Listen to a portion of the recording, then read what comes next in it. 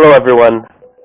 We're going to now begin the Collaborative Assessment Alliance webinar on connected learning environments, assessing student and teacher learning. First and foremost, we would like to thank everyone who's joining us today and remind you that this is a recorded session. My name is Karash Hushman, and before we begin, I'll briefly go over some of the technical logistics and the scheduling outline for this webinar. This session is set to be an hour in duration. We have left the final 20 minutes of the webinar for question and answer period. So please do write down any questions that you may have for our presenters, and I will be detailing how the Q&A session will work once the presentations are done. I'd like to now pass over the mic to founder of Collaborative Impact, Greg Butler, to introduce our speakers today. Thank you, Karash. Welcome to this Collaborative Assessment Alliance webinar. My name's Greg Butler, and I'll be the host today. I'd like to start by reinforcing our thanks for your interest and taking time to attend this webinar in what I think is an exciting area of teaching, learning, and collaborative assessment. We particularly welcome current members of the Collaborative Assessment Alliance, and I can see a number of you there. This is our third webinar covering a range of topics from PISA 2015 and the collaborative elements to new thinking in collaborative assessment task development done by ETS last month. And today we'll be focusing on assessing student and teacher learning in connected learning environments, which will be presented by a team of leaders who are doing this work. Dr. Cathy Cavanaugh from Microsoft will be moderating this discussion, and I'll introduce our speakers shortly. Before I do, I'd like to introduce to you the Collaborative Assessment Alliance, for those who aren't aware. The Collaborative Assessment Alliance is a global membership alliance created to tackle the challenge of helping education communities develop new forms of assessment of higher order skills.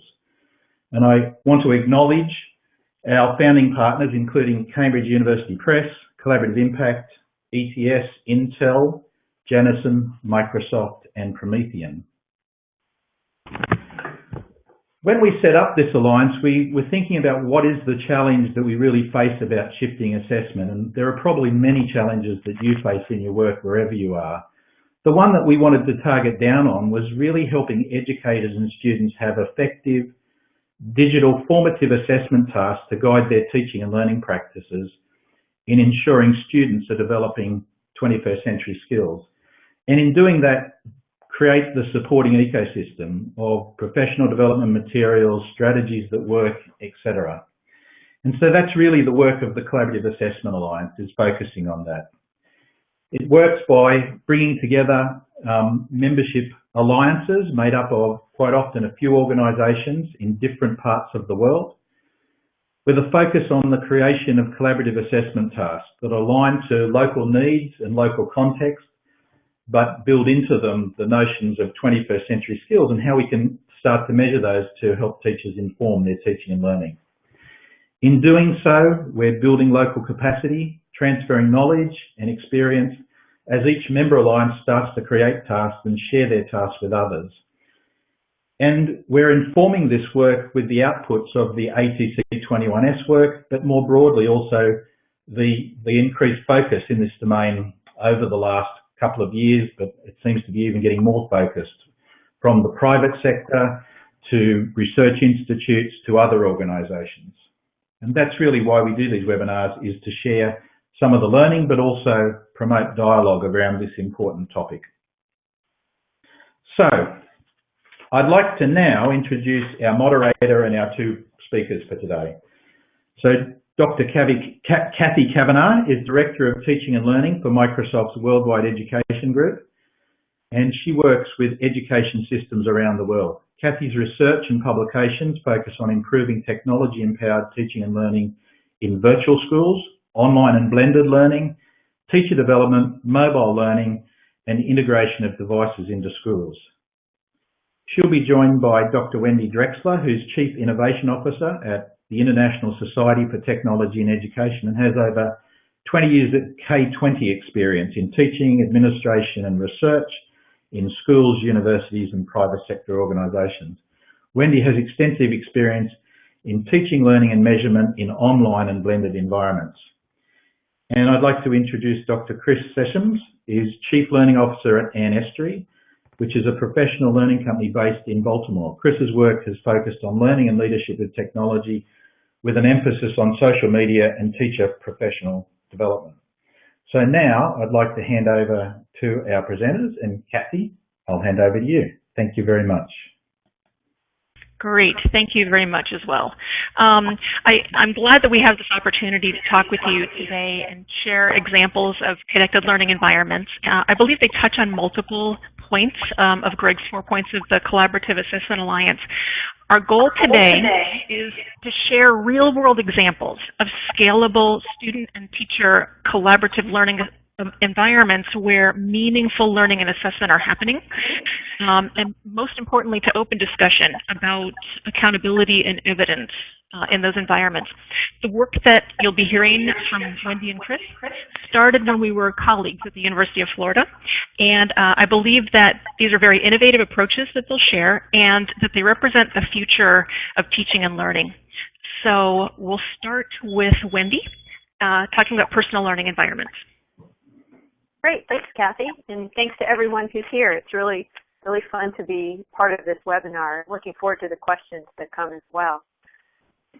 When I think about my personal passion as a classroom teacher and later as a researcher, it has always been focused or continually focused on the ways that technology empowers learners and more specifically gives them greater control over the learning process.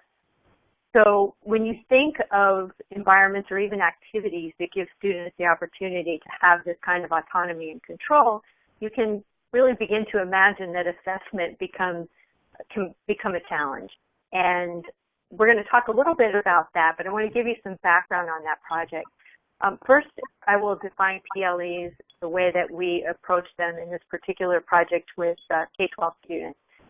PLEs give the learner control by customizing the learning experience and connecting the learner not just to content, but to other learners and experts. And the PLE refers to the tools that the students choose, the communities they start and join, and the resources they assemble, as well as the artifacts that they create from which others can learn when they're going through this process, or even later down the road. So in this particular project that we did back in 2010, we were really trying to understand what are the processes and skills that are necessary to support student construction of PLEs. What are these processes and how did the students go through these processes and what does that look like in the actual learning environment? We conducted a design-based case study, mixed method case study. This is done in a public school in the United States with approximately 100 7th grade students. So here in the U.S., that would be students who are age 12 and 13. And this was 5 separate classes of one particular teacher who was a 7th grade science teacher. It was a 9-week unit on, I'm getting a little bit of echo in the speaker. It was a 9-week unit of, I'll try that again. It was a 9-week unit that was focused on differentiating between venomous and poisonous creatures, if you will. The students used multiple online tools of some of their choosing, some that were prescribed, to be able to build upon this whole learning process that took place over the 9-week unit. We conducted 27 hours of direct observation. We did an analysis of focused on 2 particular students, PLEs, the PLEs that they had created over that time. We conducted interviews with 20 different students across all of those who had participated. And we also gave all 100 students the Constructivist Learning Environment Survey to get our feedback. And if you're interested in just a really brief overview of what this project looked like from a student's perspective, I'm posting a YouTube video in the chat window that you can look at later. It's called Welcome to My PLE, and it was created by one of the students who participated in this project. And at the bottom of the screen here, you can see just some of the tools that the students use to construct their personal learning environment. So what did we find? This is a bit of a strain, I know, to be able to see this on the slide here. So I'm also going to post in the chat window a copy of this PDF that you can download and have a review of it. But basically, what we found, in the words of Dana Boyd, is complicated. There were a lot of complex processes taking place during this whole 9-week activity, if you will, or project. What we found is that primarily the students had to have considerable skill practicing digital responsibility, practicing digital literacy. Those are two that you're probably pretty familiar with, and especially when we talk about 21st century skills, but also the ability to organize content in a meaningful way and to organize various communications that the students were having with external experts and other students, socializing and collaborating, and finally synthesizing and creating, because they're really building upon existing knowledge, but then also connecting to others and then collecting additional knowledge along the way. So it gets pretty difficult to manage the organization of that content to the point where in the end you're able to synthesize all of that and then create something to share with others.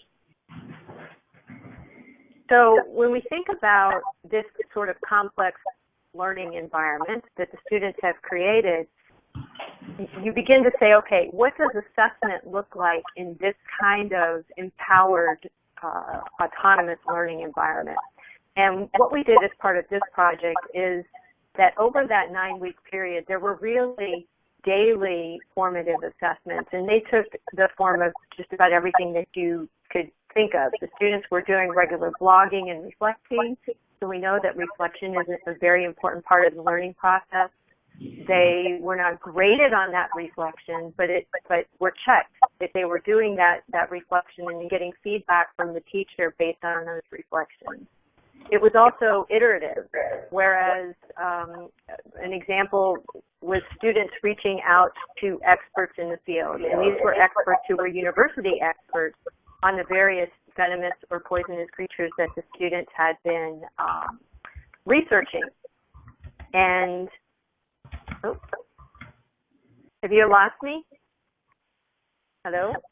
Nope, you're fine. You're still good to hear. Oh, okay, because I've got notes in the thing that they've lost, Cathy's lost down. Sorry about that. So formative and iterative. The other thing I think that's interesting that has implications when we think about new forms of assessment is that we weren't just looking at the outcomes. The students did have to create digital posters, and you can see an example of one here. And then they had to reach out to an expert in the field, like at the university, a researcher at the university level who had been doing research on whatever animal it was that they were exploring, and get feedback on their digital poster in that, was the content that they created accurate? Was it timely? So that when they got that feedback from that expert, and note that this was not the actual teacher in the classroom, but an expert outside of the classroom, that then they had to go back and they had to change the work that they had done, correct the work that they had done, perhaps make that a better example of the work that they had done.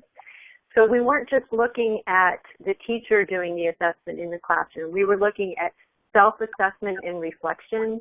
We were looking at peer review and input from peers, teacher review on a regular, iterative, formative basis, and then expert review. In other words, contacting someone outside of the classroom who has a specific expertise in that particular area, and then giving feedback so that the students can continue to rebuild and change what they're doing to improve.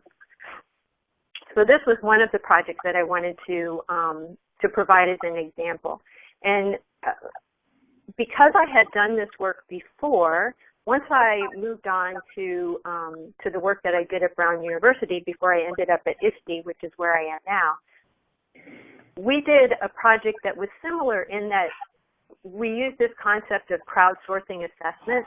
And in this case, it was a massively open online course that was targeted to high school students called Exploring Engineering, in which the students had to first figure out what engineering is and what does it mean, because a lot of high school students are directed into that field and aren't really quite certain exactly what it is engineers do. They had to go and actually find on their own an engineer to interview and then post those interviews. Ultimately, they built using some freely available Lego software, constructed a design of a playground, but they had to go through the processes for the engineering design process, if you will. And then they had to go back to that engineer that they had interviewed and get feedback of the playground that they had designed, and then make adjustments based on that professional expert feedback. So, you know, for me, when I think about assessment and how we can expand assessment and the concept of assessment, and also think about who's doing the assessment in different ways, is something that I think warrants further exploration. So that's what we did. I'm hoping that once we have a chance for questions, that we can talk a little bit more about assessment in this way, and especially the way, and I wanted to just add one more thing to what I had said before, assessment as it's focused not just on outcomes, the things that students create or the assignments they do, but also that we look at indicators of those processes that students are going through and determine whether they're actually following the process in the most efficient and effective way, and where we can use formative assessment to go back and make changes in that learning process so that the outcomes are better. We can talk more about that later. Let's go ahead and let Greg come in, and we can start the Q&A, I think. So thanks, all three of you. I think there's some really interesting points there about the changing role of assessment and also the changing needs of assessment to meet those changes that are happening. So I'm looking forward to an interesting Q&A session today. Before we jump into you asking questions, I'm going to ask Karosh to lead us through how we'll manage that. Karosh, if you'd like to explain to people. Great. Thanks, Greg, and thanks everyone for. I know some of us had some problem with the echo. Some of us didn't, but hopefully, I know there was a great amount of information that came through that hopefully you have questions on, and we can engage in a dialogue. So basically, if you have questions, please indicate so by. You can type out your question in the comment box that you can find on the left-hand side of the screen. And the speakers will be answering your questions as they come. There's also another way of asking questions if it's more so of a long-winded one. You can do so by raising your hand under the Mood tab that you can find at the top of the webinar platform. So there's a Mood tab, and under that you can raise your hand. Once your hand is raised, then we'll call on your name, and your audio will be enabled, and you can ask your question. And afterwards, after you ask your question, we ask you to click the I'm fine option under the Mood tab once you're done your question. So those are the two ways. We're going to start the Q&A session now. So again, please post your questions or raise your hand. Whatever is most comfortable for you. Thank you, Karosh. And so if you have a question, please feel comfortable either typing it in the chat window or showing us that you want to ask a question verbally by raising your hand. And I'm very interested, so I might kick this off while we're waiting for people to either raise their hand or ask some questions, but I'm very interested because it's come up in our work in the Collaborative Assessment Alliance is the linkage between teachers having these competencies that we're talking about, whether you call them 21st century skills or deep learning skills or whatever you want to call them. Teachers having those and the way that teachers know they have those and to what level of competence they have those, and then how you can facilitate so that they can transfer those to students, or you know, set up the context in which that learning happens. And I think you know, a lot of the time we're thinking about how do we teach kids 21st century skills, but I would assume that there is a direct correlation between teachers being involved in the type of learning that they need to then move on to students, and then being able to help them understand where they are, because a lot of this is new domains of where we're going to. And you know, if you went through teacher training, I know when I went through, they assessed you on literacy and numeracy and science and all that stuff, but they didn't do any work on these higher order non-cognitive skills. So I'd love you to start off by commenting on that notion of what's the correlation between, or what's the need for us to develop these in teachers so that they have the models of how then they can set up learning tasks and design for students. Greg, this is Wendy. I think you're absolutely right on about the concept of teachers having to model this behavior for their students. And I like to think of it as, or getting the teacher in the mindset of co-learner, and that as the teacher and the students in the classroom are co-learners in any given topic or subject area, or you know, wondering or research that they're doing, that as co-learners, the teachers themselves will reach out to their network for input, like perhaps connecting to other teachers in other classrooms where students are studying a similar topic, or you know, researching a similar topic, or perhaps participating in a similar kind of project or activity in project-based learning environments, where perhaps there's an expert who is involved in that particular topic that the course could, or that the class could connect with. I know once back in the day when I was teaching an AP Human Geography course, we reached out to the author of one of the textbooks that we were using in the course, in addition to all of the other resources that we were using. And it's interesting because typically when you reach out to someone, they're very, very happy to participate and help the students in any way they can. So we continually invited these different experts into our classroom via Skype to have conversations. So that's one way that students can, or excuse me, that teachers can model that networked behavior for the students.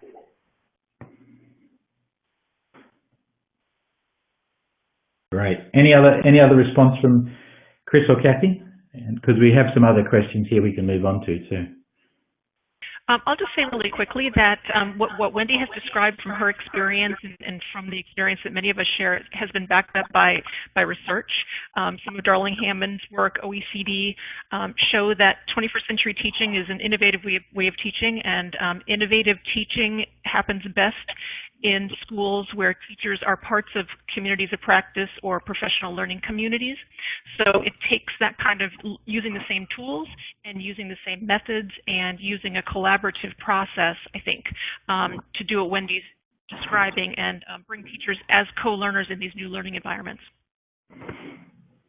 Great. We have a couple of questions in the chat window, and we have one person with a hand up. Anne Looney, would you like to ask a question to the presenters, and then I'll go to the chat window? Yeah, hi Greg, hi everyone. I think this was a question for Wendy, who was talking about the teacher and the student as co-learners, if the context is the 21st century skills, recognizing that they are both learning. And I'd like to hear a little bit about what is the role of assessment in a co-learning context. Because in a traditional teaching and learning relationship, the learner's work is the object and subject of assessment, and the teacher is the assessor. What happens in a co-learning situation? Good question. Yeah, that's a great question. And I think that there are a number of different models. You can even, resort to, without a better way of saying that, to traditional forms of assessment, as long as there are alternate forms of assessment as well. So in the example that I gave, that teacher was still, even though he was positioning himself and modeling himself as a co-learner in this 9-week project where the students were creating the personal learning environment, there were what you might view as more traditional assessments along the way. For example, the student participated in debate because he felt that it was really important that the students understand how to have respectful and meaningful conversations and debates about content with other people who they're communicating with, whether that's one of the experts that they reached out to or other students in this class. So, when they went through that assignment or that process, which was face-to-face in the classroom environment between those students in the classroom, he assessed that in the way that he would assess that if you were doing that activity unrelated to the personal learning environment. At the same time, I think that there needs to be a variety of different assessments.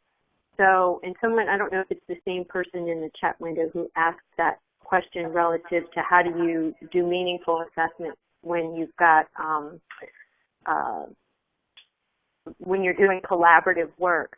And I think that the way that you do that is that you do a number of different kinds of assessment over a period of time, so that all of those together, whether it's the outsourcing the assessment to an expert, whether it's the teacher assessments, the student reflection, and the peer review, you pull all of those together, and whatever that outcome is or that focus is for your objective in the end, to give the student that opportunity to continually change and improve upon what they've created so that in the end you have something that meets the objectives of that particular project or assignment. And that can be then assessed with rubrics and that kind of thing, and we can get into a discussion about that as well. But I think that having numerous different types of assessment, formative assessment along the way, and then that final artifact and a meaningful way to assess that final artifact, pulled all together, create what I would call a meaningful and valid assessment in the end. Does that make sense?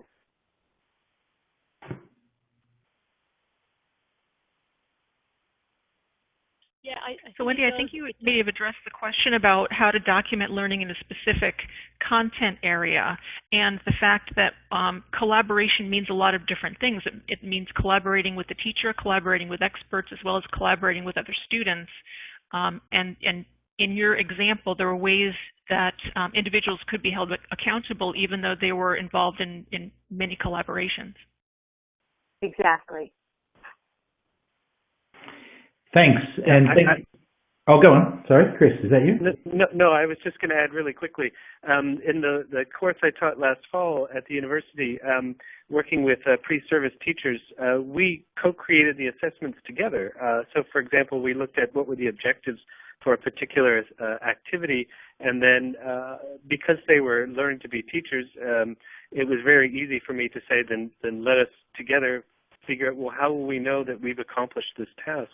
So you sort of, it becomes a very metacognitive idea of reflecting on what would quality look like, where's the value, and then how would we show that and demonstrate it. So it's really just a matter, I believe, of just sharing that with your students and have everybody sort of think together how they might be able to accomplish a reasonable assessment for what activities we're doing. I think, Anne, you've asked a really, really interesting question, because it highlights that as we start to move towards competence, teachers can model that. Teachers can model assessment, undertaking the assessment, and it's not like the kids can cheat from them, so to speak. So and then there's the interrelatedness of things like collaboration and the measurement of it, not just in domains of, I'm going to measure how well kids work together, but measuring the domains of how well the students might work with the teacher, might work with external factors, etc. So it's a really interesting question, and I think one of the things that's interesting for me in the last few presentations and discussions I've had before this was that we're starting to think, if we have learning progressions of these complex skills, then it gives us the opportunity to also support teachers understanding where they sit on those progressions, because they're not just a grade level progression or even a school-based progression. They could be a much bigger progression. So I'll move on to some of the other questions. I think that was a great one to kick off with. And so Joe Walker from Scotland has asked the question, how can we reliably assess output from learners on an individual basis when it has been produced as a result of collaborative activity? I think that's a great question. I'm going to ask a couple and then let the presenters speak to them. Claudia Bickford-Smith from Cambridge in the UK has asked the question, is any of this work related to assessment for learning for delivering on a particular curriculum, i.e., e.g. the MOOC for engineering? Were learners made aware of the learning objectives and how were they to be assessed? And I'll leave it at that and then we'll go on with other questions as we move along. So I'll hand over to you, the speakers now.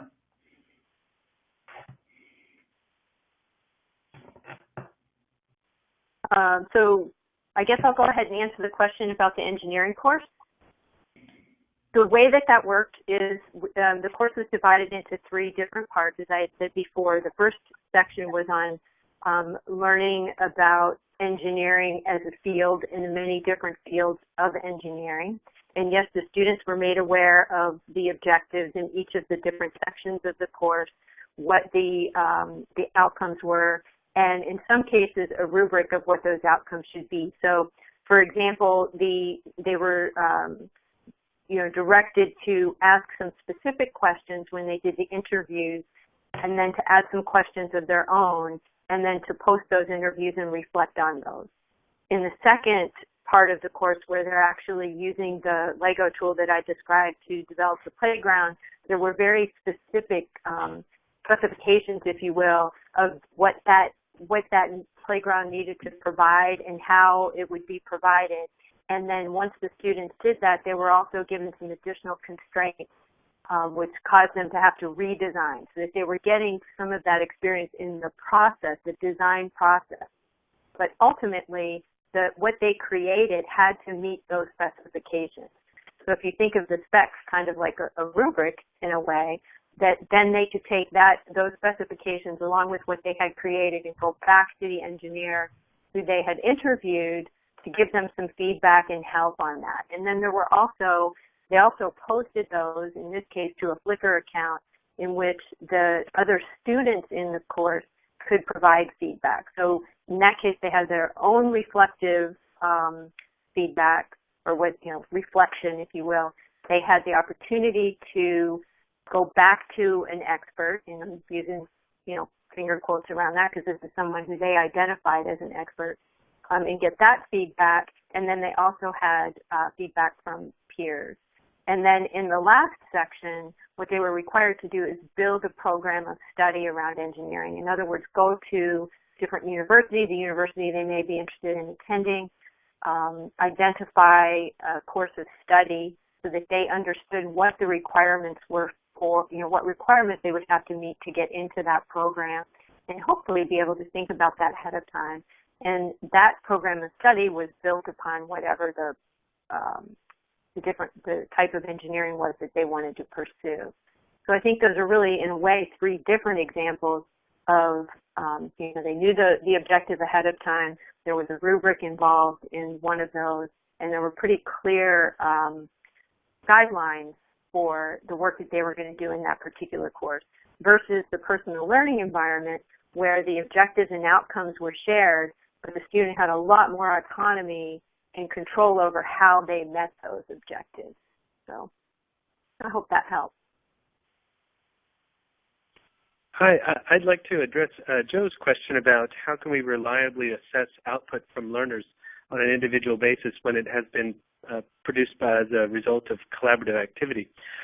This is a great design question, and I tend to think about teaching more as a design challenge than I think of it as sort of as a teaching challenge, so to speak. And in that sense, when you've got individuals working collaboratively, one of the techniques that I used regularly was members of a collaborative group that were completing a task were assigned specific roles, right? So within those specific roles that they were fulfilling, there were certain requirements of that role. And again, that was something that we worked on together to determine what would be reliable measures of your work in that particular group. So my whole goal when I'm teaching is to try to make the whole assessment process very transparent and also something that we both create and agree on. Ideally, you know, it's a way that it's not a surprise and it's not just a subjective point of view from the instructor that determines whether you pass or you don't pass, right? So the idea of co-constructing objectives or criteria for what counts for valid participation or valid learning is something that we openly discuss, and this way it gives everyone a sense of ownership. So it really plays into making the students feel that they're a part of it. That there's no black box here. That it's very transparent of how they're going to be assessed, and then they tend to rise to that level. If you give them a clear expectation and you both agree on it, then there's a greater chance that the student is going to hit that mark.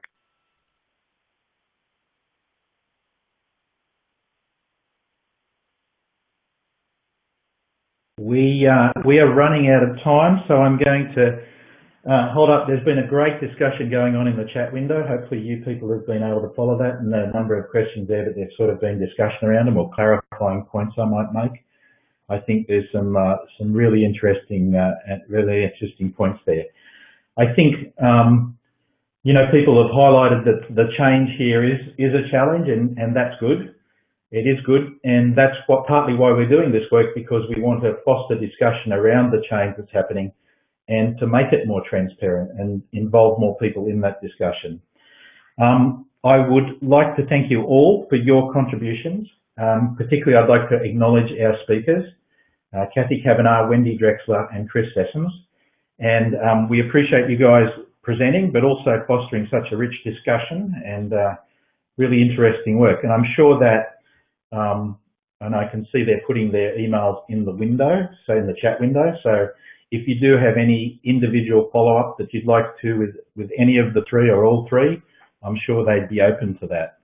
So thanks again. We appreciate you in sharing with us and really helping promote this dialogue to move along. As a follow-up, oh, thank you. As a follow-up to the webinar, it has been recorded, and we'll share that to you so you can share it with colleagues, or you know, just share the link with colleagues or whatever. We'll also follow up with an email with a link and more information about a collaborative assessment and the Alliance itself and the work we're doing. And if you do want to learn more, we have provided a link to our website there. So I want to finish by thanking you all for joining this Collaborative Assessment Alliance webinar.